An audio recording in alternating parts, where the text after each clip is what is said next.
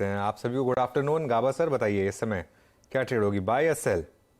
Bye buy, बिल्कुल। Good afternoon to you Anuj. Stock जो मैंने चुना है इस वक्त वो है कोलगेट। बहुत अच्छी तेजी है, मोमेंटम भी अच्छा है। ट्रेड करें 1884 पर कोलगेट। मुझे लगता है ये चला जाएगा 1900 और 1900 भी पार करेंगे आते दिनों में। स्टॉक होगा 1870 का कोलगेट। ओके, तो कोलगेट और इसके भी नंबर्स का एक इम्पैक्ट आता हुआ जल्द दिखाई देगा। 1900 की तैयारी करता हुआ काउंटर तेजी की पोजीशन लेकर चले। शिल्पा, गुड आफ्टरनून, आपका trade?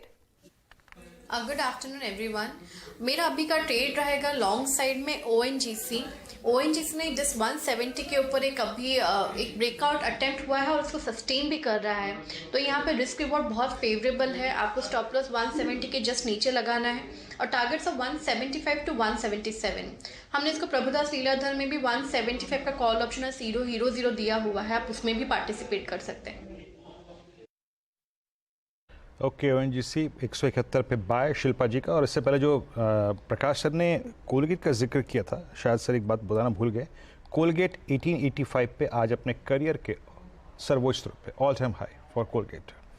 Rajesh Satpute ji, good morning, good afternoon. आपका कन्विशन ट्रेड इस वक्त का? Good afternoon Viren, good afternoon everyone. Viren, देखिए नज़र है टीवीएस मोटर पे। हालांकि रिजल्ट का एक इम्पैक्ट दिखेगा इस पे, लेकिन जिस तरह से पैटर्न पैन आउट हो रहा है, मुझे लगता है ये 1400-1420 तक जाएगा। तो it's a buy in TVS Motor. आपको जो स्टॉप लॉस मेंटेन करना पड़ेगा वो रहेगा 1350 का। ओके चलिए, मानस गुड आफ्टरनून। मानस, आप क्या पिक कर रहे हैं? गुड आफ्टरनून अनुज जी।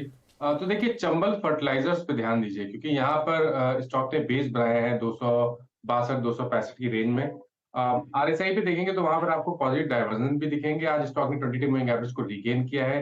तो चंबल फर्टिलाइजर में खरीदारी करनी है। 268 का आपको स्टॉप लॉस लगाना है और टारगेट 278 तक के देखने को मिल सकते हैं। 278 तक के टारगेट चंबल फर्टिलाइजर में देखने को मिल सकते हैं। ऑप्शन में ट्रेड लेना हो तो 280 वाला अगस्त का कॉल ऑप्शन लिया जा सकता है। 9 रुपए के आसपास ट्रेड हो रहा है। वहां पर 7.5 रुपए के स्टॉप लॉस से आप खरीदारी कर सकते हैं और 14 रुपीज 14 रुपए के टारगेट सेट कर सकते हैं 280 के अगस्त के कॉल ऑप्शन पर। तो ये फिलहाल आपके लिए चंबल फर्टिलाइजर पर एक व्यू। 280 का कॉल लेकर चले या फिर 278 के टारगेट के लिए सीधा तेजी करें। अमित, गुड आफ्टरनून, आपका ट्रेड क्या रहेगा?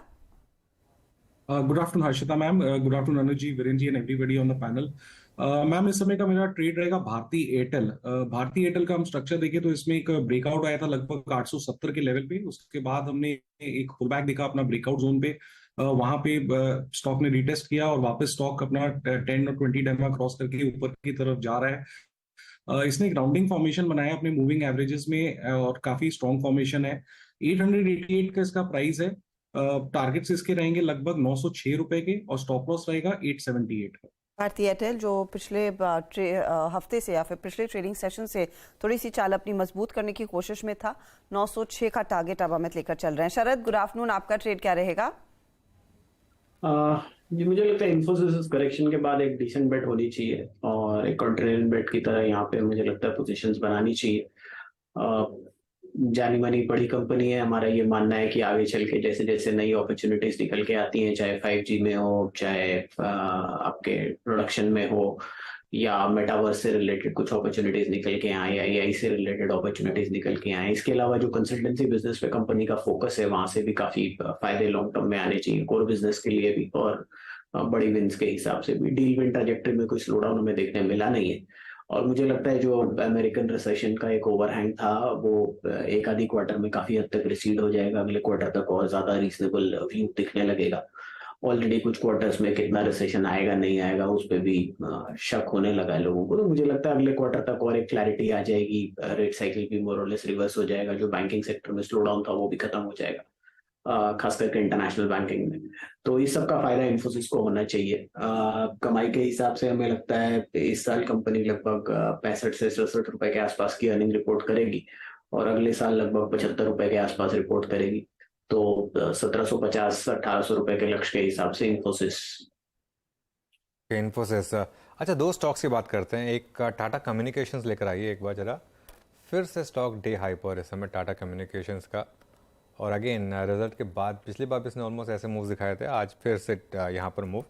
और दूसरा है यूनाइटेड स्पिरिट्स। और हर्षिता, फ्राइडे को भी मैंने वार्न किया था यूनाइटेड स्पिरिट्स पर कि जो नंबर्स हैं अच्छे लग रहे हैं भले ही, लेकिन इसमें एक काफ़ी कंट्रीब्यूशन आईपीएल का भी है और वो 200 करोड़ मैनेजमेंट ने माना, मतलब विमेंस आईपीएल में 100 करोड़ का लॉस और मेंस आईपीएल में 300 करोड़ का प्रॉफिट, तो ओवरऑल 200 करोड़ का एक इम्पैक्ट वहाँ से आया।